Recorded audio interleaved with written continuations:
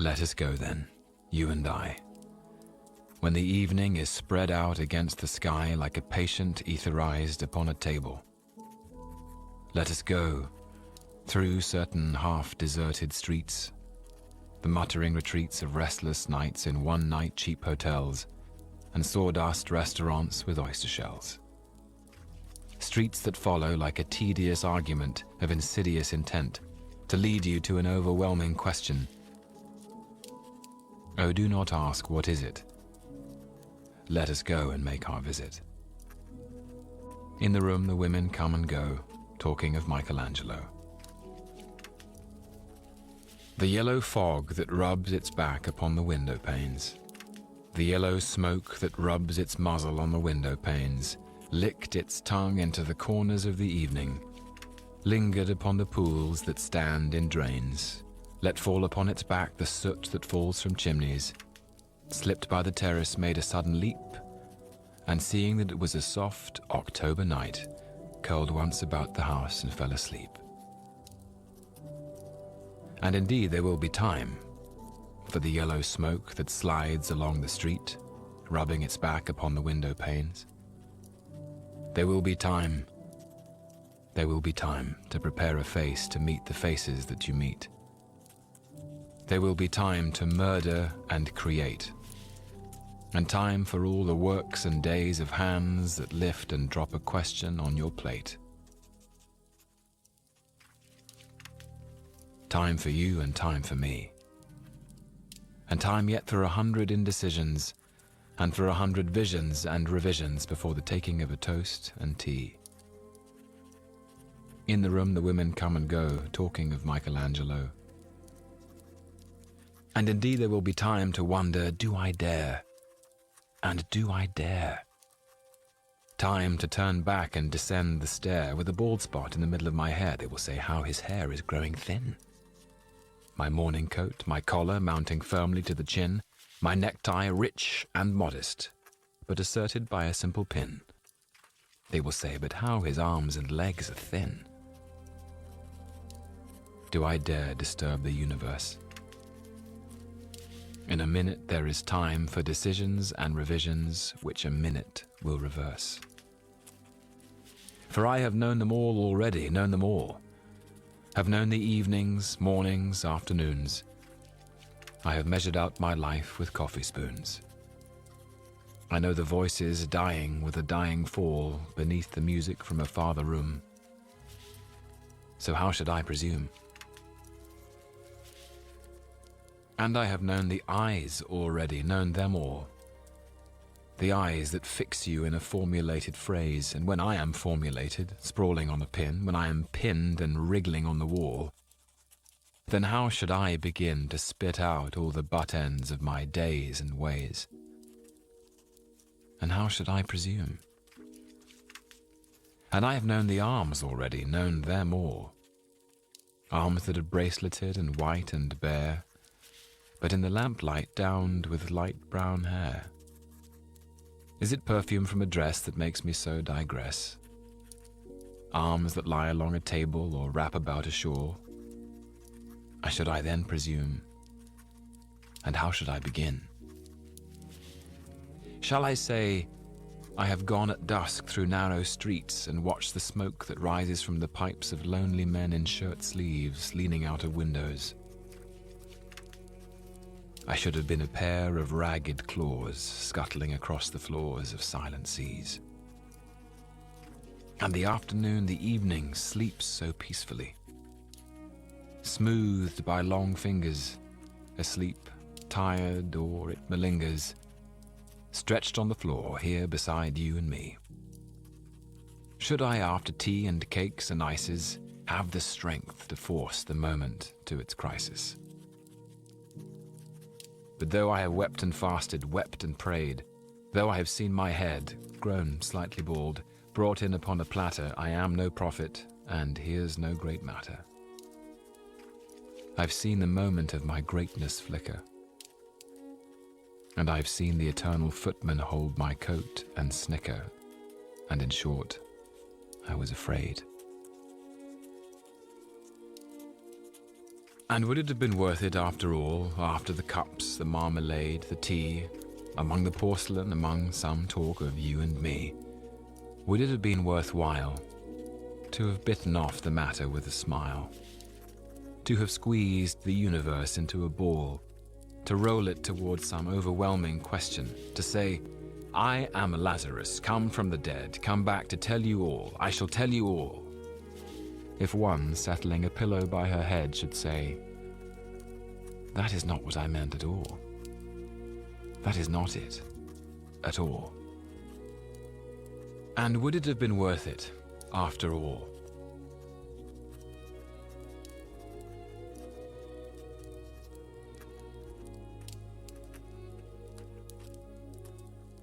Would it have been worthwhile, after the sunsets and the dooryards and the sprinkled streets, after the novels, after the teacups, after the skirts that trail along the floor, and this, and so much more? It is impossible to say just what I mean, but as if a magic lantern threw the nerves in patterns on a screen. Would it have been worthwhile if one, settling a pillow or throwing off a shawl, and turning toward the window, should say, that is not it at all. That is not what I meant, at all. No, I am not Prince Hamlet, nor was meant to be.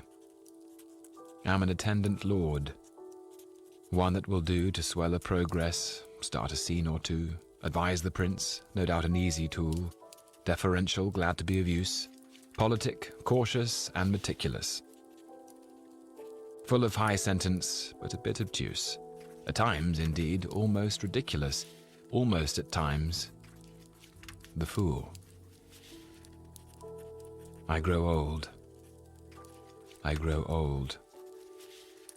I shall wear the bottoms of my trousers rolled. Shall I part my hair behind? Do I dare to eat a peach? I shall wear white flannel trousers and walk upon the beach.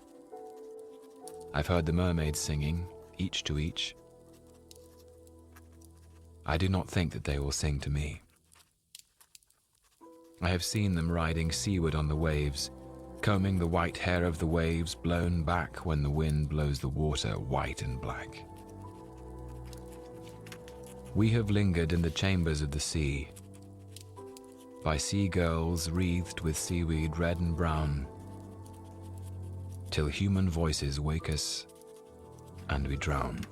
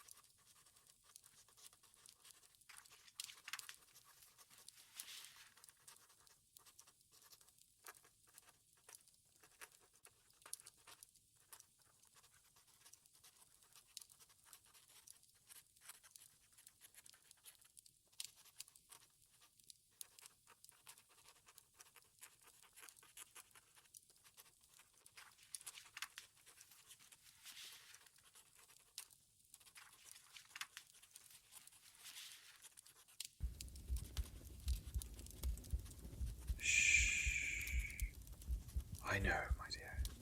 I know. It's all right. I'm here with you now. So please, dry those lovely eyes. Let me fold your poor little aching body to mine, with your arms anchored around me, and the weight of your weary head on my chest. I promise, I'm not letting go until I've made you forget everything that troubles you.